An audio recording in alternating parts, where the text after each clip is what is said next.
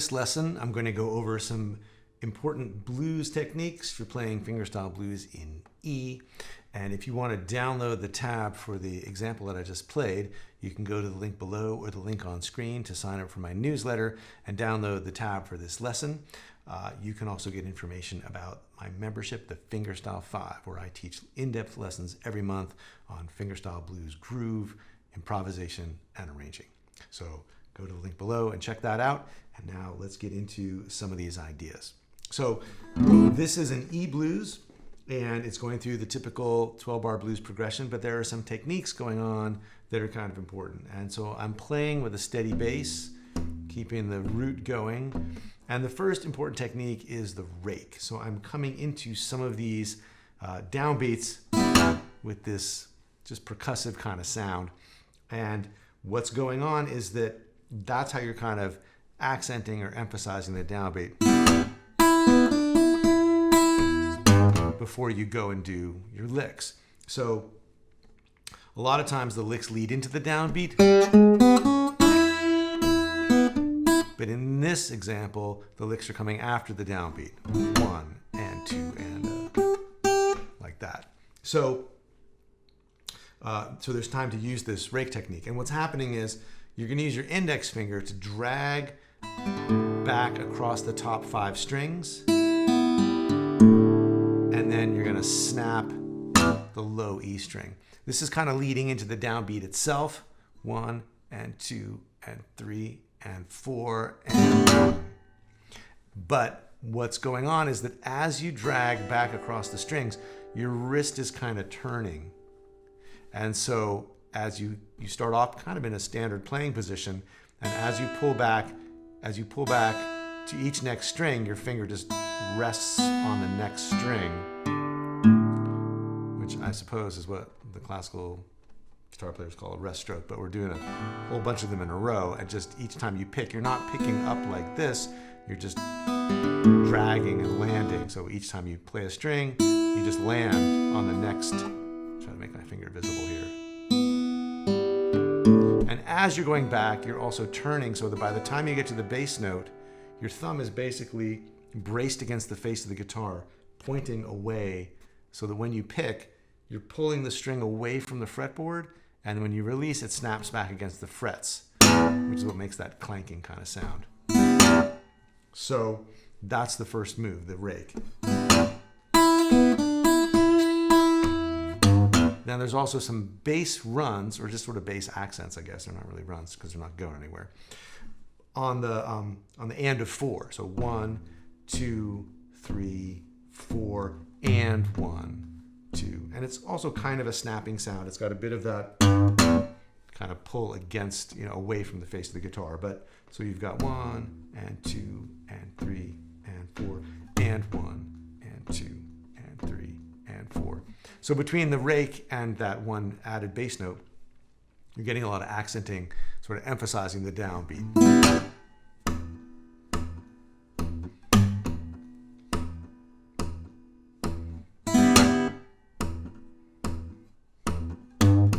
And one of the things that also makes the rake work is that as you land on that bass note, your left hand or your fretting hand is going to do some damping too. Just coming in and draping your hand against the strings, which cuts them off without actually pressing down hard enough to fret the notes. So you're getting that sound like that, which is not unlike the sound that you get, that Stevie Ray Vaughan gets when he's playing with a pick, doing something like Pride and Joy, where you get these backbeats. And it's the same technique of the left hand coming in and just killing the sound. But like that. So if you slowed it down, it'd be those 3 moves, but together you just get this. Now the licks in that first line, first 4 bars, are just blues licks, minor pentatonic licks, but taking advantage of the open position and the 5th fret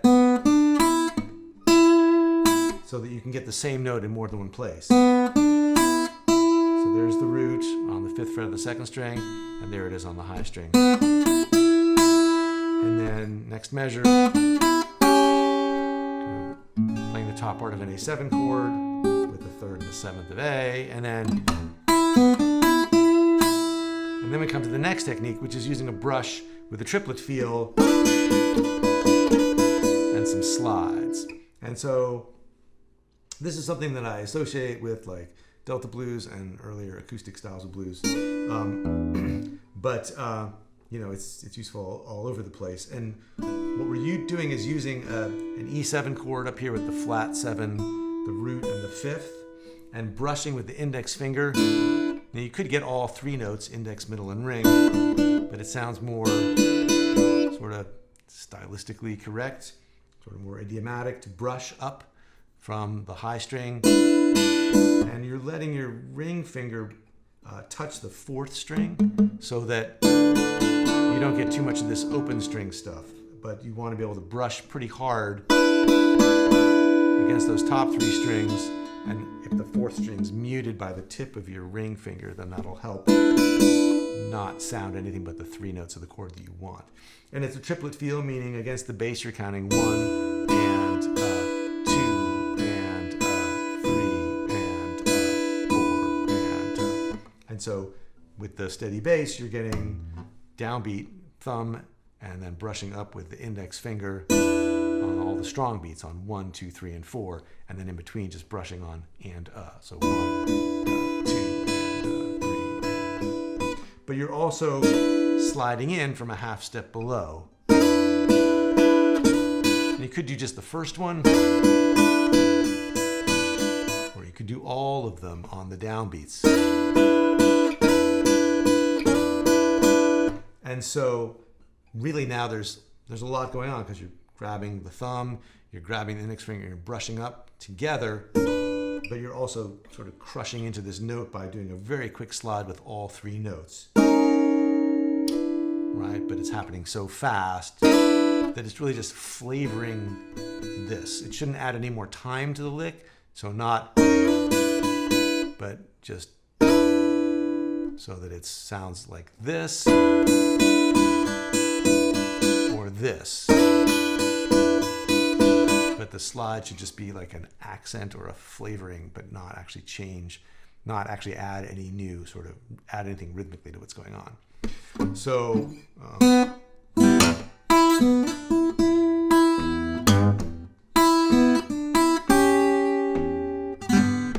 we try to do this slowly so that you can sort of hear all the pieces in the first line.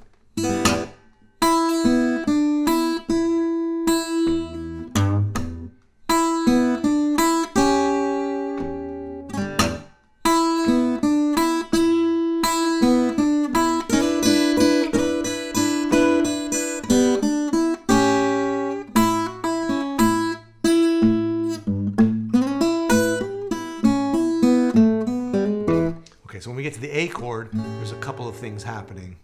So we've got 16th notes now, like these busier licks. And so that's taking advantage of a hammer-on and a pull-off on the second beat of the measure. So 1, 2, and 3, and 4. So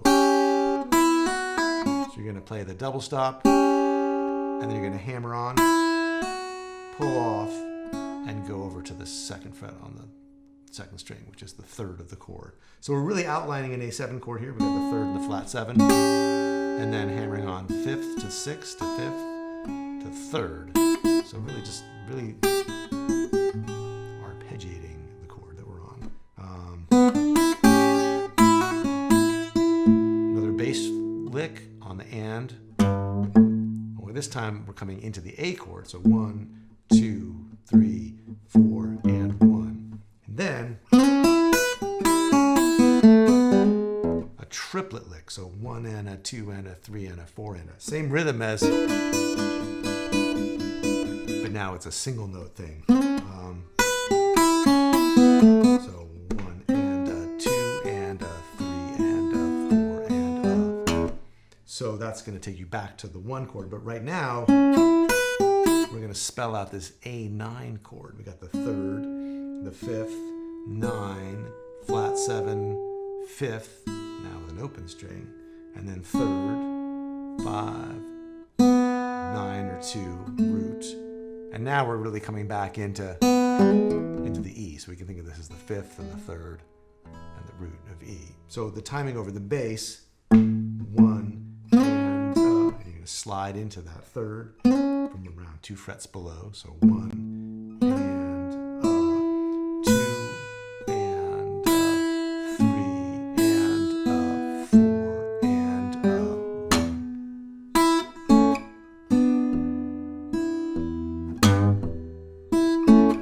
1. Now here we're just kind of killing time, filling in space with an answer, like what I sometimes call an echo resolution. Like you've landed.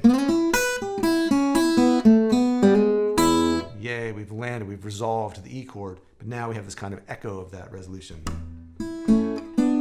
Kind of like, yes, indeed, that did happen. We have it twice. And this is just double stops. So really it's kind of part of this kind of sound. So we're grabbing basically a bit of an A chord and then up to an E7. Passing through that A sound. And the timing's a little funny. 1 and 2 and 3 and 4 and 1 and 2. And then a little pickup phrase into the B7. And so now we're going to do this kind of thing, but on the B7. So we're going to grab the whole chord, B7 with the root, the 3rd, the flat 7, the root, and the 5th. And this time we are going to grab index, middle, ring, so we can kind of roll the chord. So.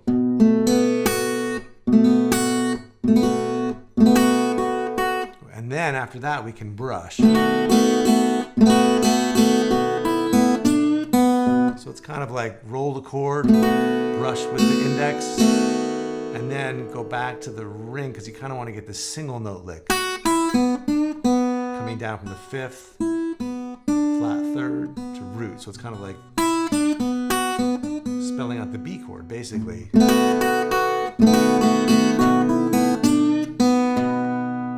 then a bass leading you back into A. So, and 1, repeat the A lick.